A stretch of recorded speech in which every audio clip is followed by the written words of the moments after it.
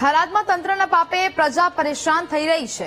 મુખ્ય રસ્તાઓ પર પાણી ભરાતા વાહન ચાલકો હેરાન થયા। માર્ગ અને મકાન વિભાગની ઓફિસમાં પણ પાણી ભરાયા છે। શહેરના મુખ્ય માર્ગો તળાવ બની જતા લોકોમાં રોષ વ્યાપ્યો।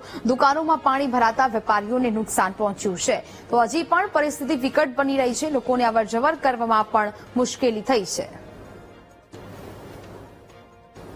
વરસેલા ભારે વરસાદે તરાજી સર્જી છે। આપણે તરાજીના દ્રશ્યો અહીંયા બતાવીશ। આ તરાજીના દ્રશ્યો છે થરાદ શહેરના।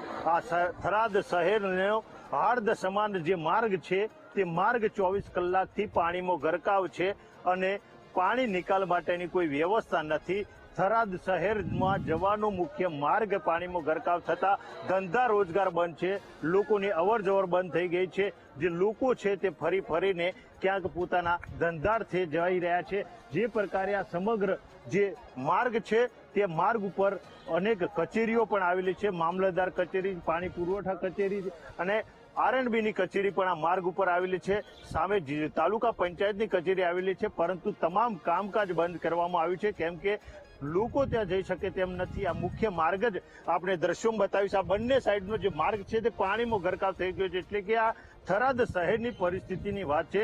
થરાદ શહેર આખું પાણીમાં ગરકાવ થઈ ગયું છે। જે પ્રમાણે અહીંયા તમામ જે નગરપાલિકાની જે કામગીરી હોય છે તે કામગીરી માત્ર કાગળ ઉપર હોય તેવા દ્રશ્યો અત્યારે જોવા મળી રહ્યા છે। કેમ કે જે છેલ્લા 3 દિવસથી જે વરસાદ વરસી રહ્યો હતો અને તેના કારણે આ થરાદ શહેર પાણી થયું છે। અનેક સોસાયટીઓમાં પાણી ભરાયા છે।